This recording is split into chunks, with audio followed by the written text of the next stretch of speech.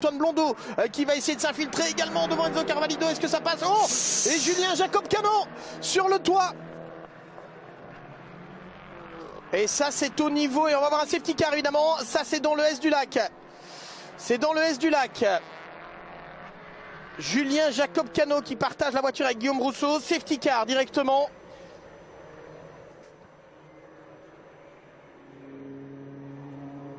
Avec des inquiétudes évidemment du côté des stands. On avait vu hier l'une des Aston Martin Vantage de l'équipe AGS Events, celle de Christophe Carrière, partir à la faute à ce même endroit. Image assez surprenante et que l'on n'aime pas voir évidemment. Julien Jacob Cano qui se retrouve là la tête en bas. Et il y a eu manifestement... on entend les applaudissements. J'ai tendance à croire que ça veut dire que le pilote est sorti de la voiture. On ne l'a pas encore vu à l'image. C'est vrai, ça a vraiment tapé côté conducteur. Ouais, on nous confirme qu'il est bien sorti, Julien, de la voiture. Donc ça, c'est l'essentiel. Voilà, il est là, Julien Jacob Cano, qui est sûrement un peu secoué, mais qui est là à penser pour Julien. Il avait été le premier champion en TCA1 il y a 2 ans avec la Peugeot RCZ Racing Club. Voilà, il est là, il est bien debout. Sûrement un peu secoué. On va revoir peut-être. Il perd l'arrière de la voiture tout seul et puis il vient ici percuter le mur. On en parlait des pneus froids, Vincent. C'est exactement ce qui se passe ici en fait. C'est les pneus froids à l'arrière, enfin les pneus qui ne sont pas encore à température. La voiture décroche dans le premier virage à droite. Ouais, c'est un virage en appui en plus, donc à haute vitesse. Là, si on perd l'arrière, ça part direct. Et la déception pour Julien Jacob Cano. On est... on est désolé, oui, on est vraiment désolé pour Julien Jacob Cano qui essaye un peu comme tout le monde forcément, mais avec des budgets qui restent raisonnables et réduits, d'être là malgré tout. Il est un des fidèles dans ce championnat de France et VSA Tourisme. Et cette sortie de piste avec le choc assez violent, parce que là la voiture a un peu souffert en tout début de saison. Évidemment, c'est ce que l'on n'avait pas envie de voir. Bon, l'essentiel c'est que Julien est ok. Voilà, on l'a à l'image, Julien, mais on se sent effectivement très déçu et très confus pour Julien. Bon, après... on a coutume de dire, alors c'est facile évidemment dans ces cas-là, mais ce n'est que de la tôle entre guillemets.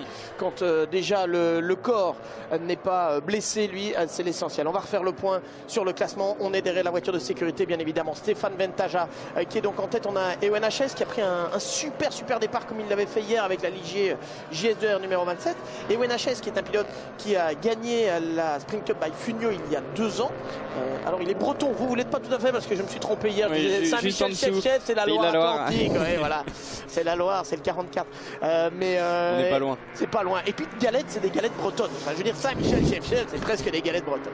La biscuiterie Saint-Michel que l'on connaît bien sûr et dont on a beaucoup parlé avec Kevin Ropars qui était mon consultant l'an dernier. Non, blague à part, effectivement, Ewen HS, lui, c'est bien un breton. Il est là, vous le connaissez bien, il est 2e leader dans cette catégorie GT Light. Il avait été champion de la Sprint Cup by Funio il y a 2 ans. Ouais. Il a fait du championnat de France FSA GT l'an dernier avec l'équipe où vous êtes maintenant. D'ailleurs, Vincent Bouteiller, on rappelle que Vincent disputera le championnat d'Europe GT4. Oh oui, la voiture qui a beaucoup souffert, mais on a bien compris que le choc avec le mur avait été extrêmement violent. Et Julien est là, il est ok. Bon, il va falloir un peu de temps pour digérer tout cela, ça c'est sûr, mais physiquement apparemment ça va. Et donc l'an dernier il a disputé le championnat de France VSA GT avec Hugo Bach d'ailleurs sur une Aston de l'équipe AGS Events. Et ici Ewen revient, si l'on peut dire, en championnat de France, ou découvre le championnat de France VSA Tourisme. On pourrait peut-être se dire que c'est reculé, mais c'est reculé, on l'espère en tout cas pour lui, pour mieux sauter. Déjà on est très content de le revoir sur les circuits.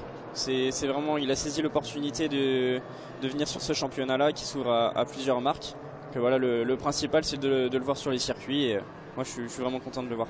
J'ai l'impression que vous faites un peu partie de ceux qui ont montré l'exemple, Vincent, quelque part, parce que ça inspire. Vous êtes arrivé l'an dernier, première saison en sortant du karting, on rappellera que vous aviez disputé pas mal de compétitions en X30 notamment, champion de Ligue oui, de France, en régional, national et européenne, en Rotax et Yamé.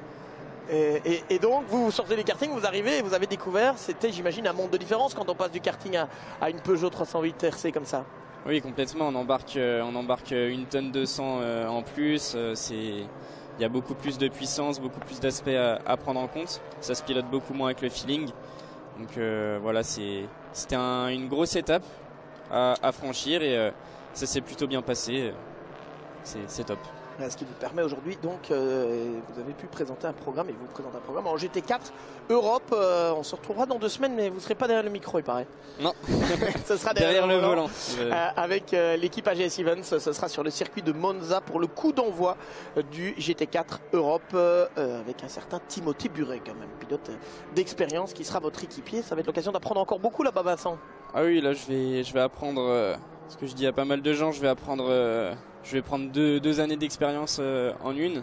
Avec un coéquipier comme ça, c'est sûr, je vais essayer d'en tirer le maximum et d'en apprendre le plus en très peu de temps. Allez, c'est tout le mal qu'on vous souhaite. On va suivre tout cela. Il y aura un gros plateau à 52 voitures engagées à l'année. Je crois qu'il y a 54 pour l'épreuve de Monza. 54 voitures de la même catégorie technique, le GT4. Énorme. Et on revoit cette sortie de piste, mais vraiment très spectaculaire avec l'arrière. On a bien vu sur l'autre image, quand on voyait de face, l'arrière qui décroche et puis la voiture qui part du côté intérieur.